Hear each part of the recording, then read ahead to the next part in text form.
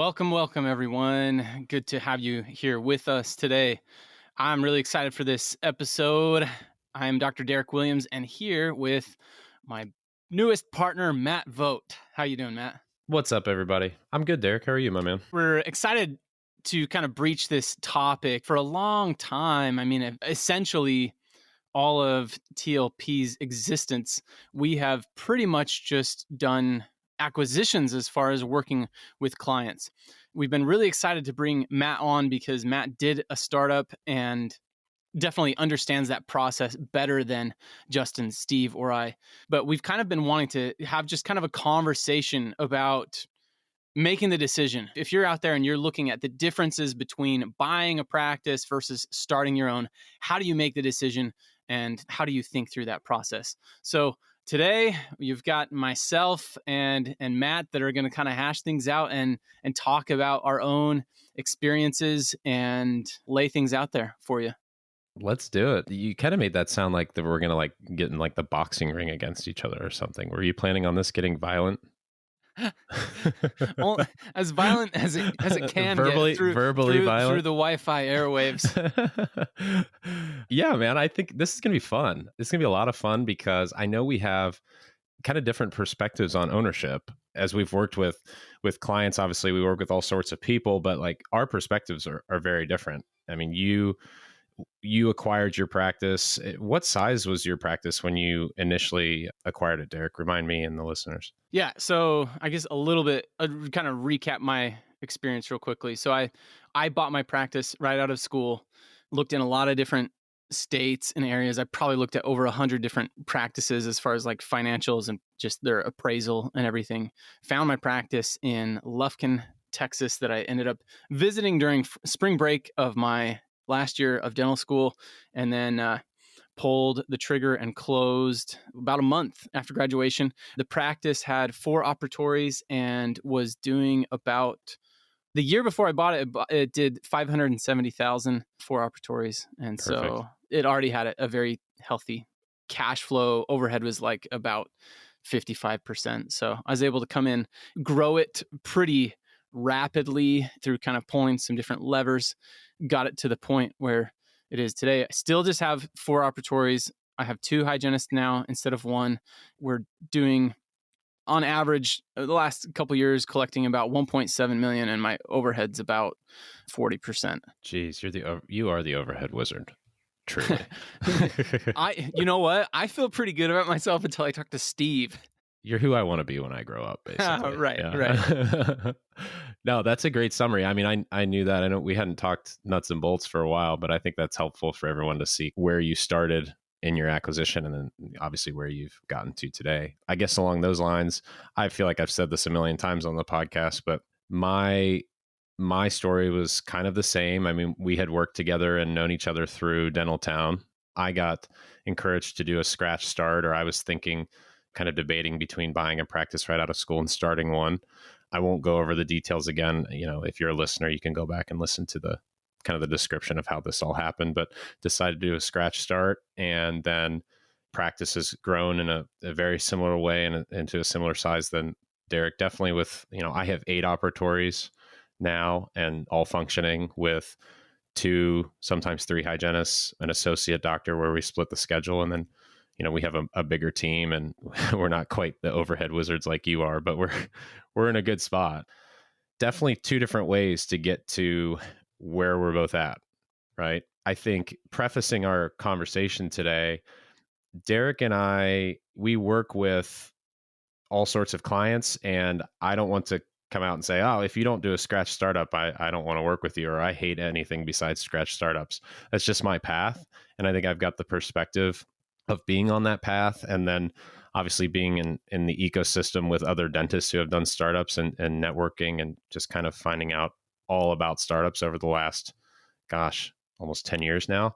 That's my personal path. And I want to bring value and tell you all about my experiences, but I'm not the guy who's going to say, if you don't do a scratch startup, you're an idiot, right? There's definitely multiple ways to do it. And I think Derek would probably say the same, right? Yeah. And I think hopefully that's kind of what we can highlight today is kind of talk through. And I've even realized that as we've kind of been laying some of the groundwork for what we're going to talk about today has kind of helped me realize, open my eyes a little bit of seeing kind of some different perspectives and why I may view something a little bit differently. But I think, yeah, I think it'll be really good to have this conversation and talk through like our own perspectives and why we prefer something over another. And yeah, 100 ways to skin a cat.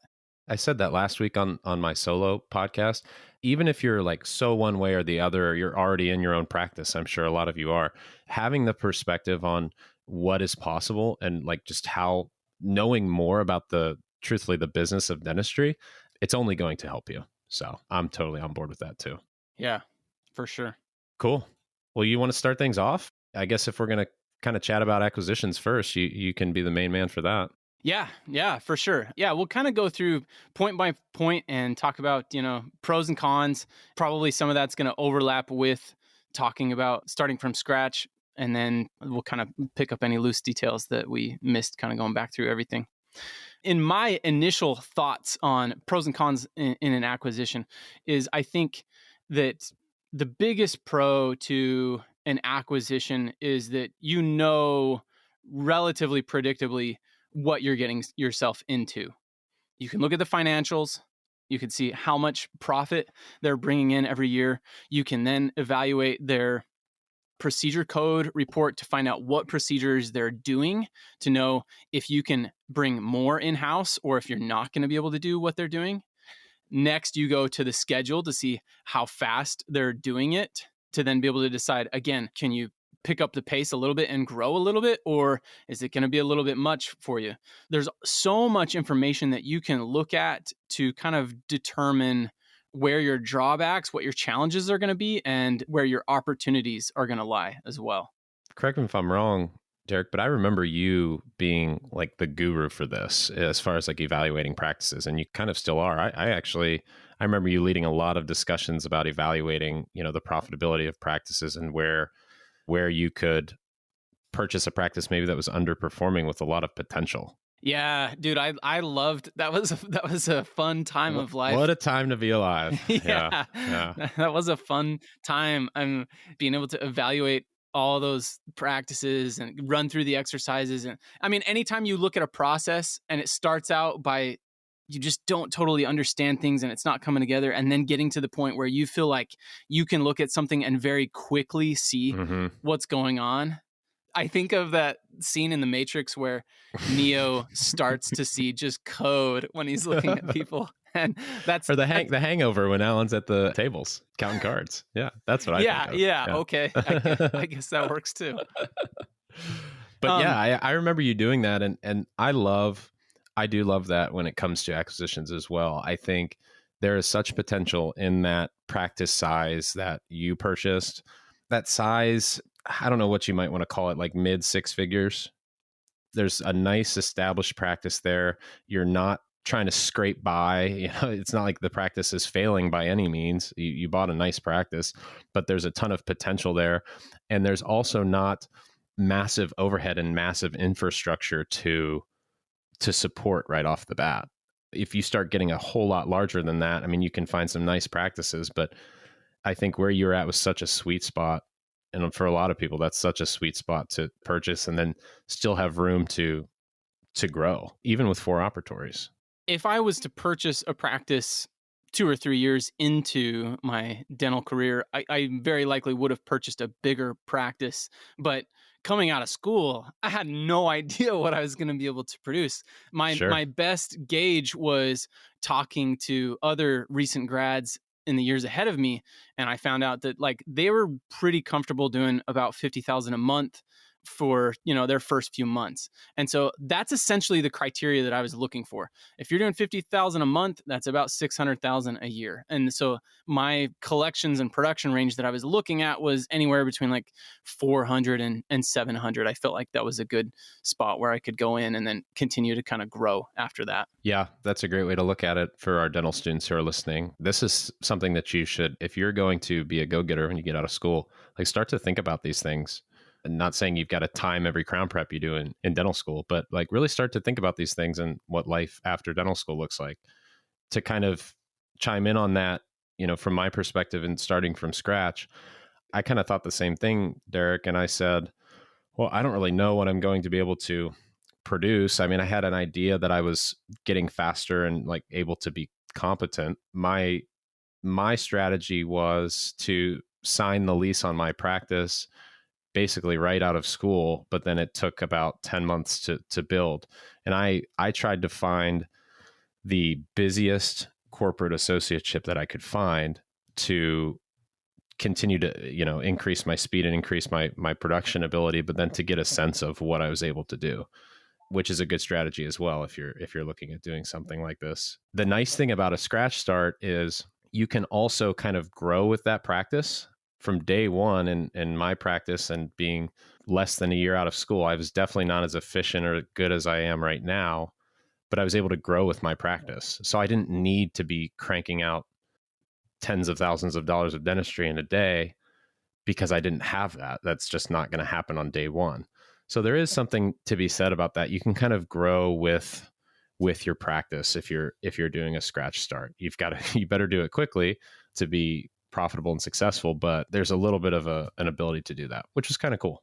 Yeah, I think again, I guess in my mind, that's a downside of a scratch start, that it's less predictable from day It one. is. Like, It is. you can go in with, the best marketing mindset and having done all of your research and stuff. And if you're doing that, you're most likely going to do well. Mhm. But it's still much less predictable. You just don't know. You could say the same about an acquisition, that you don't know until you're the one in the chair driving everything. But at least for me, and I find that I've kind of always been like that. I am the type of person that I would much rather get something that works relatively well, that I can fix and make it even better, whether that's real estate and buying a home or a business. I'm not really this type of person that I want to create something from scratch. That's so much work to me. I like the idea of buying something that's already there and seeing opportunities, ways that I can build and grow it and reap my reward that way.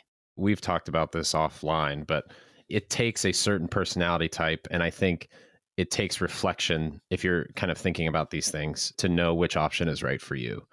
I'm not sure I realized the amount of work and effort at the start that a scratch startup takes until I got into to doing it, because it is an immense amount of work at the beginning.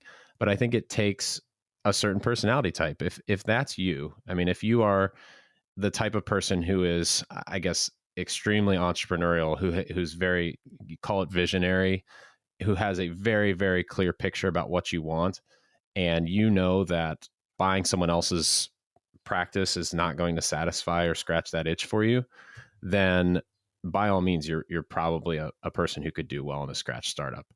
It's not a bad thing to be a little bit more like you are, Derek.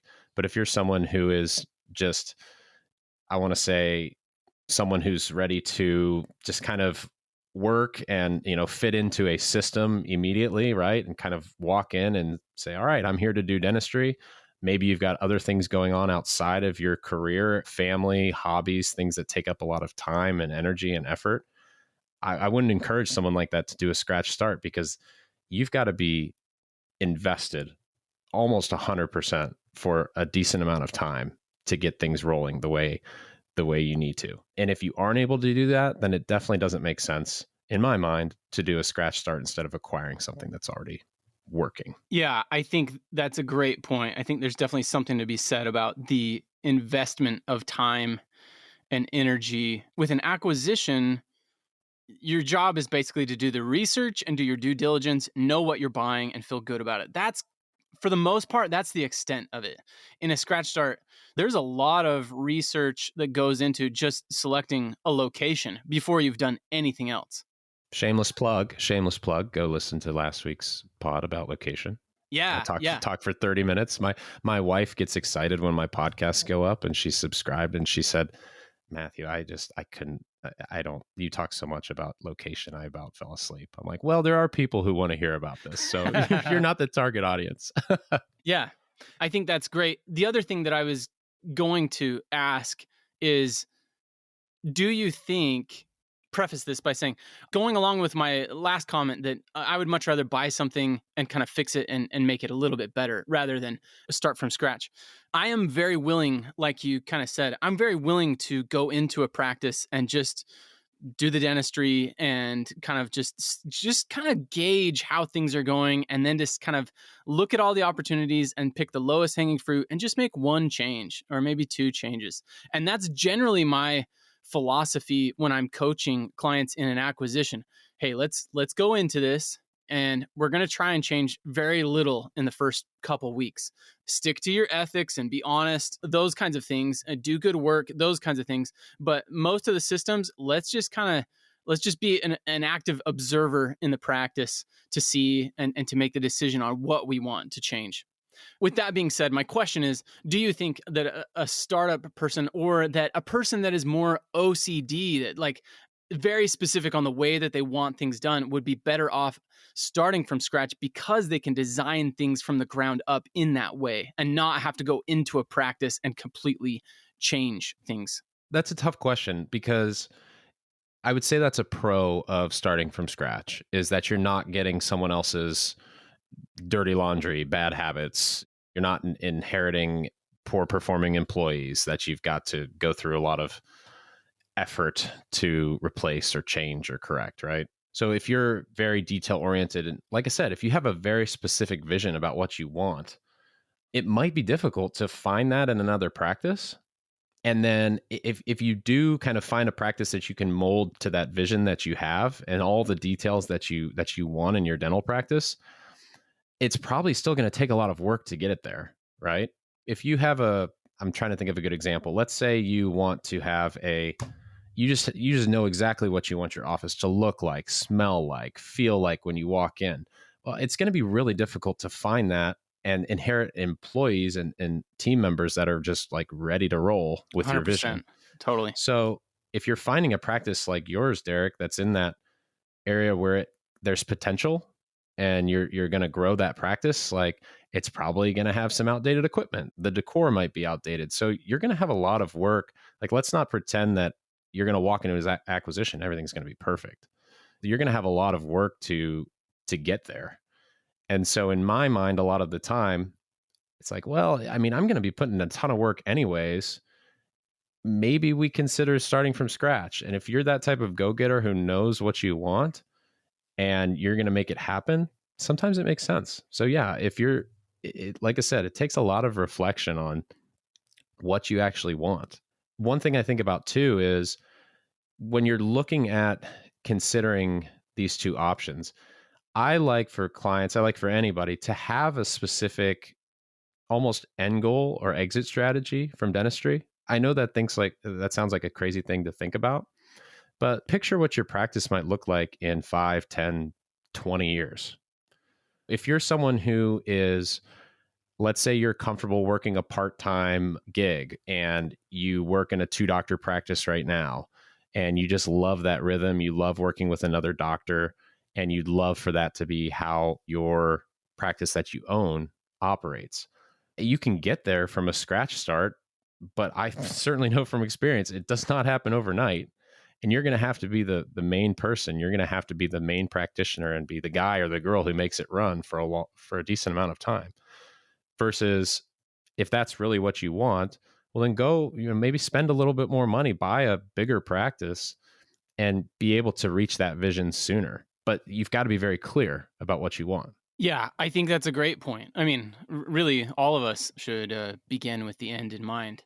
Absolutely. I spoke with a doctor a while back who had this vision to have an associate and kind of almost be, I don't want to say an absentee owner, but barely practicing. But like a few years into their startup, I mean, they were, I don't want to say struggling, but not really at the point where they were even close for an associate. And that was kind of always their goal, it sounded like. But there was never like the steps being taken to get there very quickly, if that makes sense. So it was just kind of like a mismatch of what they wanted and what they were actually doing. So if I could go back in time for a person like that, I would say, well, that was always your goal. Like, I mean, let's get you started off with something like an existing practice where you can tweak and change and build that to get to your goal of maybe practicing part-time and having an associate a little sooner. It just didn't align with what they were doing. So that's one of my biggest concerns when people consider starting from scratch. At the same time, is tough because we can have a vision for 5 years from now, but 5 years from now, we may be in a very different position. When I initially started out, I was like, oh, I'm going to own multiple locations I and remember that. get big and sell to a DSO and walk away. And within like a year, I got this practice doing well over 1 million and being really happy. I had cut back to 3 days a week. And then when I found myself in the position, like I could purchase a second practice and kind of move forward, I found that like, I just really was very happy with the lifestyle that this had afforded me.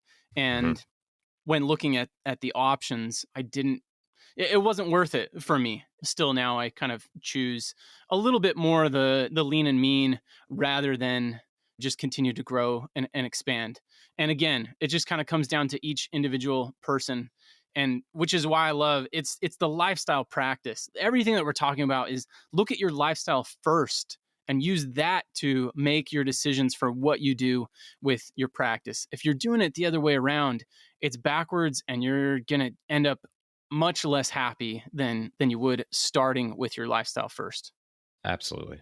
And that's why, I mean, I know you do the same, but anytime we're working with somebody, anytime I'm working with somebody, we spend so much time at the beginning defining what you want, because everybody is so different. You could be someone who wants to practice till you're 80 and die in your practice, and that is awesome. You may want to be out of dentistry in a few years, build your practice to sell. Like everybody has a different goal. So it's so important to define that. I mean, if you're listening to this and you take nothing else from the podcast, define your goals, define your plan throughout the years.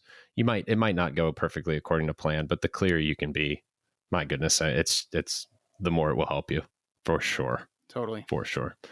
So you talked about some of these pros of an acquisition and how you've got potentially less risk and existing patients and immediate cash flow. And talk about your experience, Derek, and what you see as maybe some cons of an acquisition or what you've seen with your clients when it comes to purchasing an existing practice. I love that you've got immediate cash flow from day one stepping into things. I think when you evaluate everything, you can look at pretty much everything in a practice. The biggest crapshoot, in my opinion, when you're purchasing a practice is generally the staff. It is extremely difficult to know what kind of a team you're getting. And, I work with, that's most, I would say 90% of my clients are in, their first 5 years of ownership. That's just such a common problem. And I just got off a call this morning with a client. He's, he's 9 months into his acquisition and he just loves his staff and they're motivated and they just honestly seem like a great team. But I told him on the call today, I said, you're probably the first client I've ever had almost a year into this is still very, very happy with their staff. It's very uncommon. Usually there's at least one or two that you have a difficult time with, have to end up replacing. So that can be a very difficult part when you talk about with a scratch start, starting with your own culture in mind and hiring each employee. That sounds like a lot of work to me, which it is, but it's a little bit like, you're laying the groundwork and you're being able to do it from day one, which, I mean, you could argue that it's even hard when you're hiring people to know what you're getting. That's even a little bit of a crapshoot in and of itself. But in my opinion, in an acquisition, that is the biggest risk and crapshoot area is not really knowing what you're going to get with the staff. I see that it's almost everyone. You're seeing that, like you said, with at least a few of those employees that come over from through a transition. It's just so common to see. And, one of my concerns too, that I see a lot right now is how with wages and staff, team overhead, staff overhead rising generally across the board over the last few years. I think you have the potential to see also, you buy a practice where the doctor was just kind of close to the end of their practice ownership or close to the end of their career. Maybe they're a little less stingy, if you will, with raises or with team members. And they're just kind of, they're paying them, a great wage or maybe overpaying them just to everyone happy, which is great. I want my team, I want everybody's team to make a great living. But then you walk into a practice, maybe these team members are doing well, or whether they're doing well or not, they're just probably being paid too much. Or you see a drop, some sort of like temporary drop or underperformance because just the new doctor comes in and I don't know, things change. And then you've got not only staff issues to correct, but you're probably paying more than you should. I've seen that with a number of different people, and it gets really tricky because you can't just you can't just clean house all off right off the bat. You've got to have team members to help. You've got to keep the car rolling down the road there, but it can be really tricky and nuanced. There's no perfect way or perfect solution to do it. Yeah. The only other thing I'd add is that it's very common in an acquisition to see the seller over the last, depending on how long they practice, but over the last several years of their career, to be much more patchwork type and not diagnose as much. So it's much more common to see lower production. And so even if the staff is at market wages, the payroll percentage can be a little bit higher because their production's gone down. But it also comes through in their what they expect out of their staff. Usually their expectations are a little bit lower. It's not worth it to go through confrontations anymore. And so the staff kind of just get away with a little bit more. So that's pretty typical to have to come in and kind of change that culture a little bit. And there's definitely certain employees that have a hard time with that. But then on the flip side, there's also others that they see things slipping and they see the quality going down or, issues. And so I've definitely seen it both ways where, sometimes a new doc comes in and they're just so thankful that someone's coming in and trying to treat people the right way and make the best decisions that they can. And I think what you just said is perfect. And not to get way down the rabbit hole with this, but we all deal with this, trying to get all of our team members rowing the boat in the same direction. I always encourage dentists and clients to work with staff and come up with a unique, I guess, vision for your team, which is almost always revolving around great patient care. Because like you said, Derek, if things are slipping or if the selling doctor was absentee or not quite maybe letting the staff get away with things or just avoiding confrontation, the team members who are there and care about what they're doing, the assistants who care about taking great care of patients and making sure they are getting the treatment that they need, the hygienists who are doing a great job with making sure perio is addressed and doing all the things they need to do, the front desk team who really takes ownership of, we're going to schedule people, we're going to get them into our practice because we're helping them. Those types of people will gravitate to you as a new doctor and a new owner. And then the ones who are just there to kind of cash a check and get away with whatever they want to get away with, they eventually fall to the wayside. But you can actually strengthen those relationships. I agree with you 100%. You can strengthen those relationships by doing things the right way, doing things ethically, and really taking great care of people. Let me say, while you make that point, that ultimately, if you're a person that is striving to focus on your leadership skills, you're trying to treat people well, you're trying to understand your business and make good decisions. If you're doing all of those things, you can do well in acquisition, you can do well in a startup. So I think a lot of it, what it's going to come down to is maybe depending on the area that you want to practice, what makes more sense, or with your personality, kind of like I've pointed out.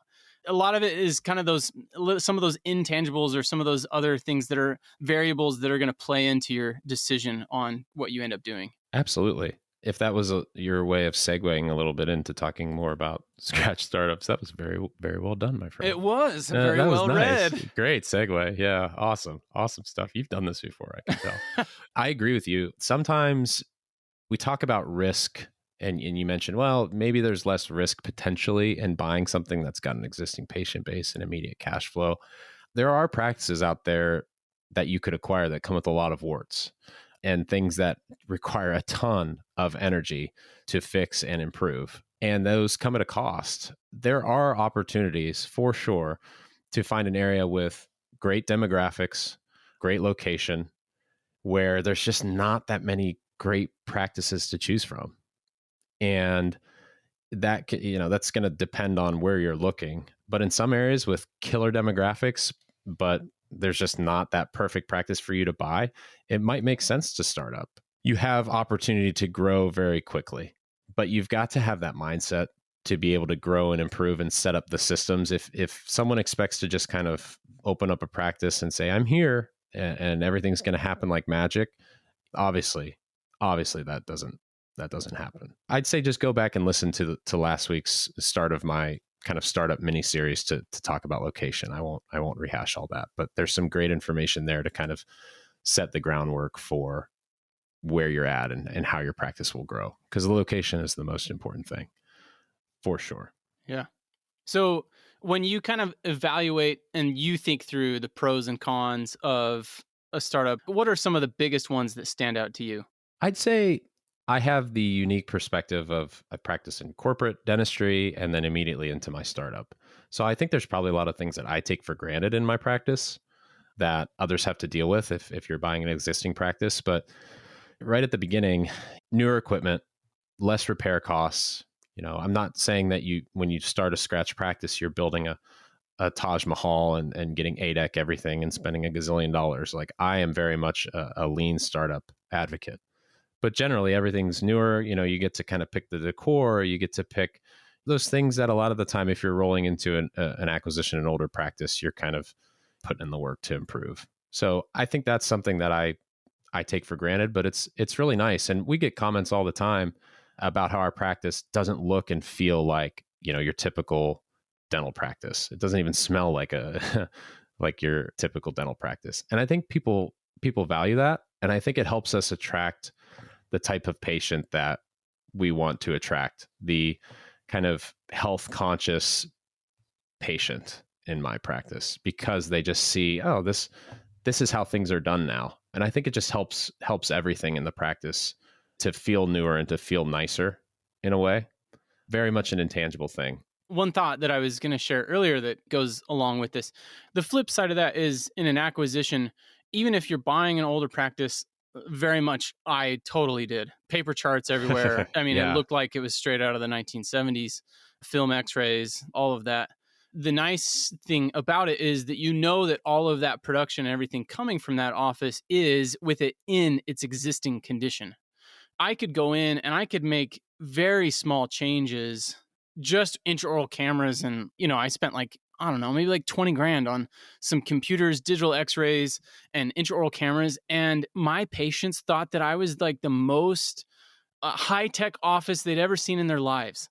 My case acceptance went up. I was able to essentially double production for the next several years without having to update the office really hardly at all. I didn't update the office until over 3 years into my practice ownership. So I agree with you. I think, yeah, at a certain point, you've got to be updated. You've got to do things if you want to continue to grow as much as possible. But that is the one benefit of buying in an acquisition. You at least know that the patients that are coming already know what the practice looks Sure. like. Yeah, that's a great point. I agree with you 100%. You kind of know. It's very easy to see, especially for someone like you who's so good at improving things and kind of seeing what levers to pull. Like, you can see pretty obviously what you can do in an acquisition to improve on what's going on already. It just, certain ones are going to take more effort for sure. One thing that I see too is, I had a very clear vision in my practice. My practice is called the Dentists at Gateway Crossing. And my vision was always to have a 2-doctor practice. It was just always what I wanted to do. And when I designed the practice, I designed it to have the potential for 8 operatories. And it took us a few years to actually equip all those. But I see a lot of colleagues, clients, friends who they're growing their practice or they have this vision, but they just don't have the facility to be able to do that currently. So then what do you do at that point? I mean, Derek, you kind of stuck with being a single doctor practice, practicing in a way that we encourage at TLP. But for a lot of people, they're maxed out in their facility. So they've got to either find a new space or build a new office. And that's just a whole new undertaking. And I see it a lot. I have a friend right now here in Indianapolis who's doing that. And truthfully, like, kind of like you, I've hit a point in my practice where I love my life and I love my practice, and I don't need to grow forever. And the idea of like going through the process again for me is something that I have no interest in doing. And then being married to that for gosh knows how long, just don't have interest in doing it. So at some point, you've got to kind of have to look at what you're buying and where you want to go. To practice with two doctors in your office would be, I don't want to say impossible, but you'd have to massively expand your hours and do all sorts of crazy things, right? Yeah. Yeah. Again, great point. And, and I've kind of contemplated that over, the last few years, looking at options and stuff like that. And every time I come to that crossroads, every time I'm just like, you know what? I'm just too happy. It's too good right now. And I enjoy pushing in other areas of my life. I really enjoy coaching in TLP. I've really enjoyed pushing myself in the gym and like some of these other ways with fitness in the last couple of years. So I always want to be pushing hard in something in my life, but it doesn't always have to be financial. Sure. Sure. No, we're on the same page there for sure. I think while we're on this topic, let's talk a little bit about the possibility. When you're talking about exit strategy, we have to talk about the options as far as when you sell your practice, selling to a DSO versus a private buyer. And we for sure could have episodes on this topic alone, but I think it's at least worth talking about how a practice like mine is very, very difficult to sell to a DSO unless I'm willing to stay on for a good period of time versus a practice that's expanded. You already have associates or some of those things in place. That's much more likely to be an option for you. Absolutely. This is something that I don't want to say people aren't thinking about when they start a practice or buy a practice. We're not like revolutionary in thinking like this, but I think about this a ton now. And I think this is something that everyone should be thinking about when they kind of figure out what they're doing. Like, let's compare our two practices. And I know we're still obviously very actively involved in our practices and happy with that. But you're in Lufkin, Texas. Until you kind of told me how to kind of get there, like I just assumed it was in like there were tumbleweeds going by the front door of your office and like guys in boots and spurs and things. I didn't really know what was going on there. Not too far from the truth. But what have you found? So you talk about selling to a DSO potentially at some point, but like, do you feel like if you decided in a perfect world you were going to hire an associate or you were going to sell your practice even to a private buyer, I mean, I've got to think that would be pretty difficult to try to, I don't know, convince someone to come to where you are versus being in a more populated city, like somewhere where a lot of people want to live and do live? Yeah, I'm an hour and a half from Houston. So for the most part, probably like someone that wanted to be here is either going to come because of the cash flow opportunity or they're going to come because they have some family somewhat in the area. Yeah. I had to use another real world example. I had a very good friend, very, very successful, who had a practice, let's call it an hour outside of Indianapolis. He grew this practice, like very similar to you, Derek, grew the practice, but was so burnt out because he had just created this time consuming job for himself. And I got the sense he was so burnt out, and I know he was looking for a reliable associate for a long time. And even like within shouting distance of a very big city, just could not find somebody. He ended up selling the practice. He's just kind of waiting for the next opportunity. I know he's doing well and he's at peace with that decision, but it's not as simple as, hey, I'm going to grow my practice and I'm going to find somebody to work here as many days as I want them to work. And I'm going to work as my perfect schedule and life will be great. How many times do you hear and see people, dentists and colleagues still, who say, I really want to have an associate so I can kind of practice however I want and however many days I want. It's just not as simple as just snapping your fingers. I'm very fortunate to work with a friend and colleague from that I knew from dental school, and we work extremely well together. I love working with her, but I know that it was much easier for me to find someone like that because I'm here 25 minutes from downtown Indianapolis. There's something to be said for that when it comes to buying, selling, hiring. It's not just, it really depends on where you're at. Yeah. Yeah. Which again, pros and cons. A lot of times you get outside of those areas and you're going to have an easier time potentially with demographics and reaching higher cash flow, being able to do things that are going to attract more patients and be able to year after year make a lot more money. It comes down to your vision too. I mean, if your vision is to that you love practicing dentistry and you're going to be the guy or the girl in your practice and you're going to do great. But if you're like, hey, I really want to take a back seat in my practice and do these types of things, well, it just might not even be feasible depending on your location. Yeah. I mean, there's definitely several practices in my area that have associates and have grown and expanded. So, for sure, different challenges, no matter where you're at. It really comes down to prioritizing what you want to have in your life. Yeah. And when you talked about your potential exit strategy in your practice, whenever that is, when you look at selling a practice and you look at who the practice is getting sold to, potentially, there's a multitude of different options and we don't have to debate that today. Generally, if you've got a newer facility, if you've got a newer lease, maybe it's a newer building, if you're leasing or buying, that's going to look a lot more attractive to private buyers, but especially these DSOs that, let's face it, are a part of our profession and a part of this forever. But it's definitely going to be a more attractive practice down the road to potentially exit from your practice and whenever you're ready to do that. So something to consider, and it all comes down to location too. Any other big things that you have that you think are pros or any cons that we haven't discussed yet? Yeah, I think we've kind of reiterated that generally in a startup, you're looking at a lot of groundwork at the beginning. You're looking at higher stress potentially in that startup phase. I mean, I remember starting my practice and working with my startup clients now. Almost everybody just says, "Oh, I feel like I'm doing so much work right now and nothing's really happening." It's that initial work that you're putting in before the floodgates open that takes a lot of time and energy. And it's not easy. In my mind, for the right person, it's definitely worth it.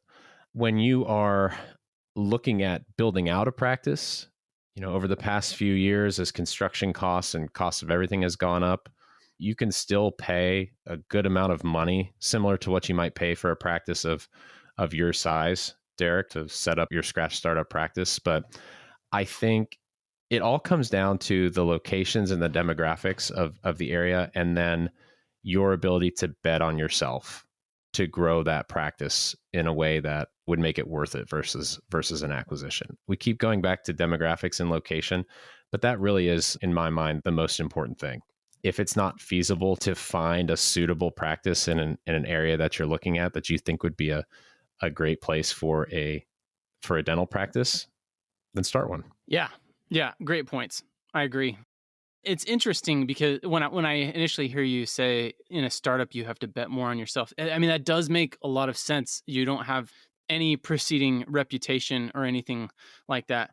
But again, I think for myself, coming out of school and buying a practice, like I was 100% betting on myself. So Yeah. again, kind of back to what I was saying before, no matter which direction you go, you've got to focus on leadership. You've got to focus on getting the right practices in place and the right systems and treating patients the right way, trying to train your team and create the culture. There's so much overlap between the two. And I think there's probably a lot more overlap than maybe I even realized. There's definitely some significant differences, which hopefully those of you listening can kind of pick up on them if you're thinking and debating which route to go. But I initially, before I decided to buy a practice, I was totally on the train for startups. I did some demographic analysis. I was talking with a realtor, was looking at locations and doing a lot of that stuff, and ended up not finding just the slam dunk like I felt confident in, and that kind of led me to looking at acquisitions after that. So again, either route, but yeah, I think that's a great point. Bet on yourself no matter which way you go, and you're Yeah, going to be happy with the outcome. absolutely. But bet on yourself in an informed way, if that makes sense. Bet on yourself with information to back up what you're doing. Because there are plenty of people who I think you would agree. We reiterated this already, but it takes a certain personality. And so have a lot of reflection. If you're listening to this podcast, and to kind of start to put a bow on things here, have a lot of reflection on who you are, where you're going, what your career looks like, what your family life looks like. And I think that will, having some of the information we've talked about today, I think will help guide you, if you're listening to this, to the right choice for you. Because it's not possible to say one thing or the other. For every person, there's going to be a different way to go, or different possibility. But yes, at the end of the day, Derek, it's betting on yourself. That's what this is, whether you're buying a practice or starting from scratch, for sure. All great points. Hopefully everyone that's been able to listen today has been able to take away some things that resonated with you, even if you're well down this road and it's helped you kind of understand, or even look at your exit strategy coming up in the coming years. How are you going to approach things differently? I was just going to let everybody know, we do post these episodes and give updates on our Facebook page. So if you're not a part of that, then go ahead and request to join and we will accept you.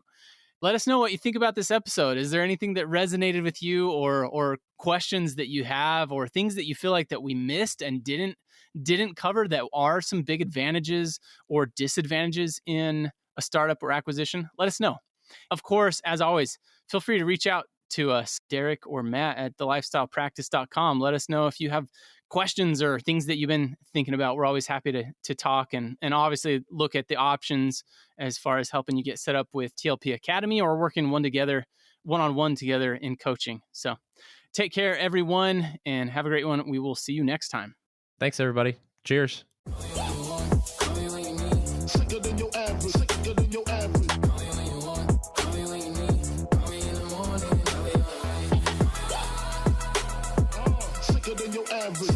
your average.